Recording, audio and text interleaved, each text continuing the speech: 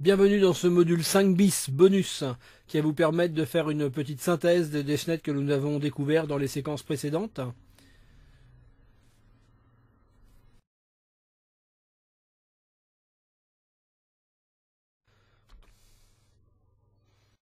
Question 1, je suis la bibliothèque de votre module, je suis la fenêtre. Propriété projet, contrôleur objet, organisation ressources.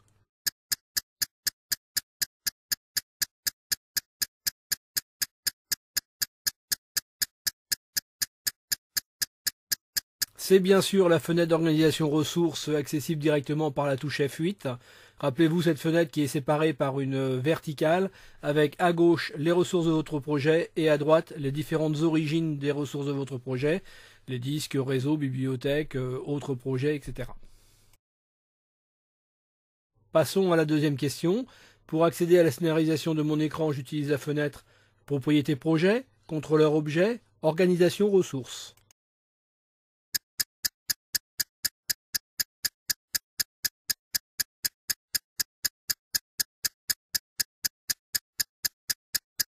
C'est bien sûr le contrôleur objet accessible directement par la touche F9 qui va nous permettre d'accéder à la scénarisation de l'écran.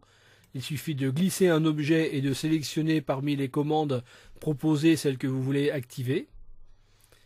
Rappelez-vous que c'est avec l'icône film que vous ouvrez ou que vous refermez cette partie scénarisation de l'écran.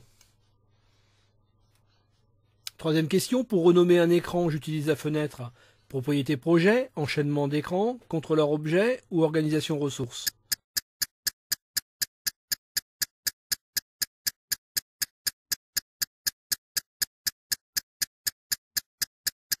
C'est de nouveau la fenêtre organisation ressources, toujours accessible par la touche F8, qui va me permettre d'aller sélectionner un écran dans le répertoire écran, puis en cliquant sur le petit crayon, d'ouvrir la fenêtre qui me permet de renommer cet écran. Je vous rappelle que dans le menu automatique, le menu utilise soit les noms d'écran, soit des libellés. Je vous conseille plutôt d'utiliser les libellés que de modifier les noms d'écran natifs du système. Question 4. Pour modifier un branchement d'écran, j'utilise la fenêtre Propriété projet, enchaînement d'écran, contrôleur objet ou organisation ressources.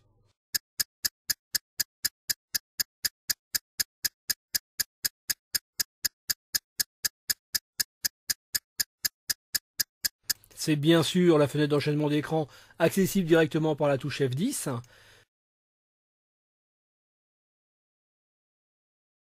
Qui va vous permettre, en cliquant sur la manette à gauche de l'icône écran, d'ouvrir le lien inter-écran et de le modifier en cliquant sur la flèche verte, ce qui a pour effet d'ouvrir la fenêtre de branchement d'écran. Il ne reste plus qu'à glisser l'icône d'un autre écran pour modifier le branchement.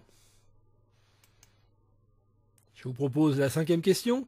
Pour préparer mon export et en définir les paramètres, j'utilise la fenêtre Propriété projet, enchaînement d'écran, contrôleur objet ou organisation ressources.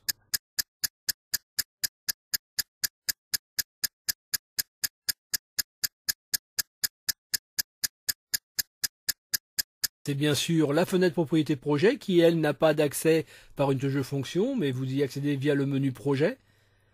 Cette fenêtre Propriété projet, à travers ses différents onglets, va vous permettre de sélectionner la plateforme que vous souhaitez utiliser et son protocole de communication, mais aussi d'accéder aux métadatas essentiels, de gérer les différentes langues de votre contenu pédagogique, et puis de gérer des paramètres d'export et des paramètres d'amélioration de votre projet. La question 6. Pour éditer directement l'écran 03 d'un clic droit, j'utilise la fenêtre Propriété projet, enchaînement d'écran, contrôleur objet ou organisation ressources.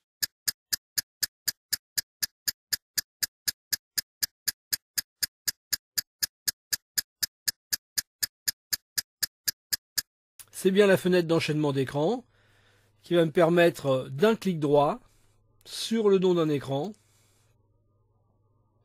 Voilà, clic droit sur le nom d'un écran ou sur l'icône le représentant, d'aller ouvrir dans la fenêtre d'édition l'écran sélectionné par le clic droit.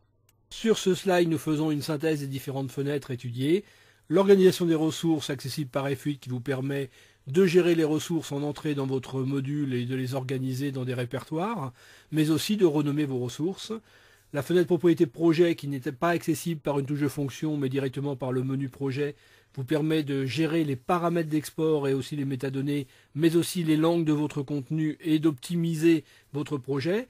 Le contrôleur objet accessible par F9 vous permet de gérer les objets de l'écran en édition, mais aussi de l'écran de fond et les commandes du système. Permet aussi la création du scénario de l'écran. La fenêtre d'enchaînement d'écran accessible par F10 gère la structure et les liens inter-écran. Clic droit pour éditer un écran. La fenêtre de préférence, que nous n'avons pas revue ici, accessible par F11, permet de définir les préférences du logiciel, mais aussi et surtout de sélectionner le navigateur utilisé pour le test. Nous espérons que cette synthèse vous aura été utile. Continuez votre découverte du module de démonstration avec les séquences suivantes. Merci, à bientôt.